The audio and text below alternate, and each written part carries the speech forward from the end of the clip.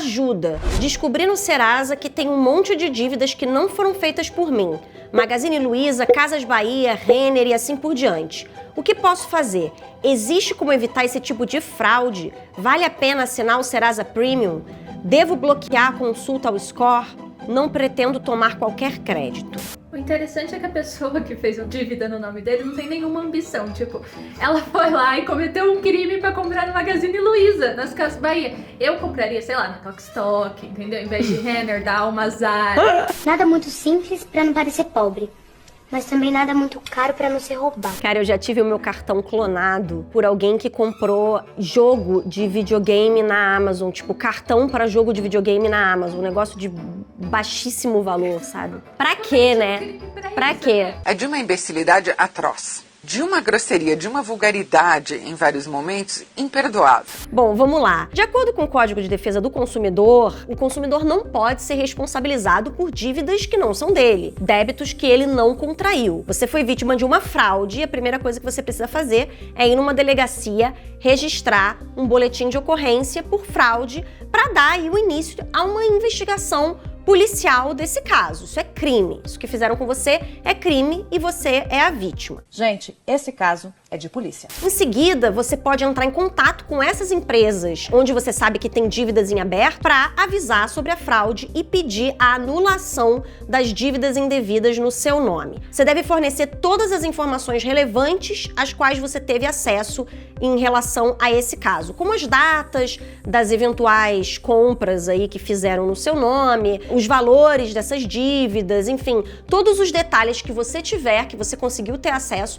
você deve fornecer para essas empresas para elas anularem esses débitos no seu nome. O seu próximo passo é notificar os órgãos de proteção ao crédito. Segurança!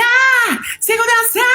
Como, por exemplo, a própria Serasa, onde você descobriu que você está negativado. Mas também outros birôs de crédito, como o SPC, o SCPC, porque eles podem ter informações a esse respeito e se não tiverem, pode ser que o seu CPF apareça em outros birôs de crédito. Então é legal avisar aí esses birôs principais, né, Serasa, SPC, SCPC, enviar o boletim de ocorrência, né, isso é até legal quando a gente tem documentos furtados ou roubados também, avisar esses órgãos de proteção ao crédito para, justamente caso façam dívidas no seu nome. Esses birôs, eles têm que bloquear a negativação, né, do seu CPF, caso você já esteja negativado neles, porque essas dívidas justamente são fraudulentas. Você perguntou sobre o Serasa Premium. Sim, é uma boa você ter aí alguma forma de monitorar o seu CPF, sim, justamente porque, infelizmente, esse tipo de fraude é comum no Brasil. Os nossos dados, infelizmente, eles circulam por aí no nosso CPF e isso acontece. O serviço do Serasa Premium, ele é pago, né? Ele é uma alternativa a isso, né? Ele oferece aí serviços de proteção ao consumidor, alertas de atividades suspeitas e outras ferramentas de segurança, então você pode dar uma avaliada aí para ver se atende à sua necessidade. De qualquer maneira, se você tiver dificuldade de resolver qualquer problema que você tenha tido por causa dessa fraude, uma opção é sempre contratar um advogado, né? Para, inclusive, se for o caso, entrar com uma ação para contestar essas dívidas indevidas e pleitear a reparação, porque tanto as empresas quanto os serviços de proteção ao crédito precisam te desabonar dessas dívidas uma vez que você comprove que não foi você que contraiu. Beleza, vamos lá para o Banco do Brasil. Estou devendo para o Banco do Brasil e gostaria de renegociar a dívida. Porém, o banco não quer aceitar porque recentemente eu já havia feito uma renegociação, a qual eu não estou conseguindo pagar. O que eu posso fazer? A pessoa, ela fica muito surpresa. Ela fez o contrato, não está cumprindo, o banco não quer fazer outro contrato. Olha que absurdo, né? Que droga. Pois é. Comece pagando o que você já está fazendo, acho que ajuda. Quem não tiver pecado, que atire a primeira pedra!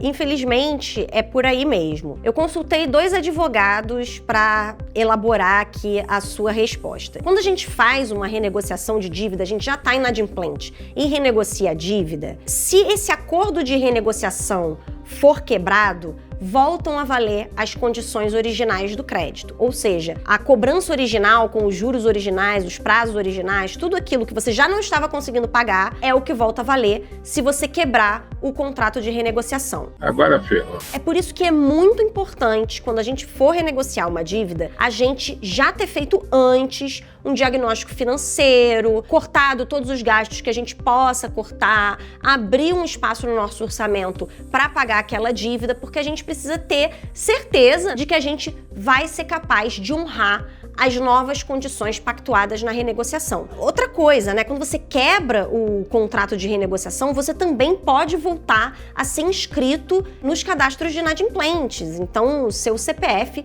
pode voltar a ficar negativado, seu nome pode voltar a ficar sujo aí na Serasa, no SPC. Outra coisa que é preciso pontuar, né, é que o credor ele não é obrigado a aceitar as condições do devedor numa repactuação de dívida, né, numa renegociação de dívida. Mesmo que haja uma inadimplência, é um acordo, né? Os dois precisam estar de acordo. Quais são os caminhos possíveis aí pro devedor que rompeu um contrato de renegociação de dívida, né? O primeiro deles é tentar uma renegociação, uma nova renegociação. Outra possibilidade, se o credor não estiver aceitando uma nova renegociação, é aguardar as eventuais cobranças extrajudiciais ou judiciais que possam vir a surgir, que possam vir a acontecer. Ou então, um terceiro caminho é pedir uma portabilidade de crédito, né, para outra instituição financeira. Na prática, a portabilidade de crédito ela envolve contrair uma dívida numa instituição financeira para quitar uma dívida em outra instituição financeira. E qual que é a vantagem disso, né? Você pode obter em outra instituição financeira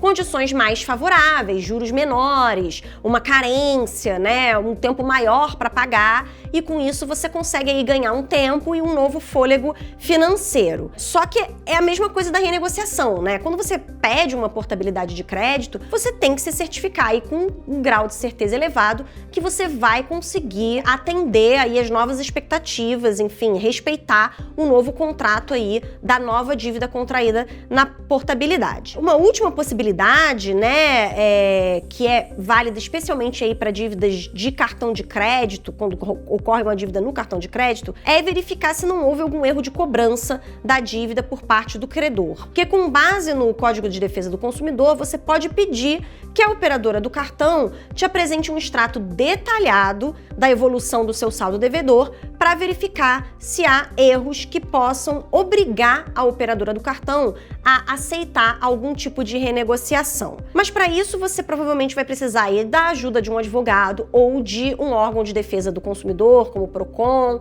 para justamente dar uma analisada nesse seu extrato da dívida e verificar se existe algum erro de cálculo aí na sua dívida. Devo, não nego, pago quando eu puder. Eu só vou pagar você se um dia Deus quiser. Devo, não nego, pago quando eu puder. Hoje eu ia te pagar, mas senti que Deus não quer. Casei e compramos um imóvel em nome de ambos. Nos separamos, mas não declaramos o bem na partilha do divórcio. Apenas fizemos uma partilha genérica de 50% dos bens comuns do casal para cada um. Permaneci morando no apartamento e agora quero comprar a parte dele.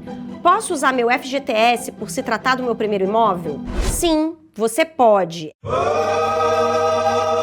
Se esse imóvel e você, né, atenderem aí os requisitos para usar o FGTS, você pode sim usar para comprar a parte do seu ex. Existe uma das regras de uso do fundo de garantia para compra de imóveis diz que o FGTS pode ser usado para compra da fração remanescente de um imóvel, desde que o comprador conste na escritura de aquisição ou no contrato de financiamento como coproprietário, o que parece ser o seu caso. Lembrando, novamente, que precisam ser respeitadas as outras regras para usar o FGTS para compra de imóvel, que são: o comprador não pode ser titular de nenhum financiamento imobiliário ativo no âmbito do sistema financeiro da habitação e nem ser dono de outro imóvel residencial concluído ou em construção na mesma cidade ou região metropolitana onde ele mora e ou trabalha. O imóvel não pode ser avaliado em mais de R$1,5 milhão e precisa se localizar na mesma cidade ou região metropolitana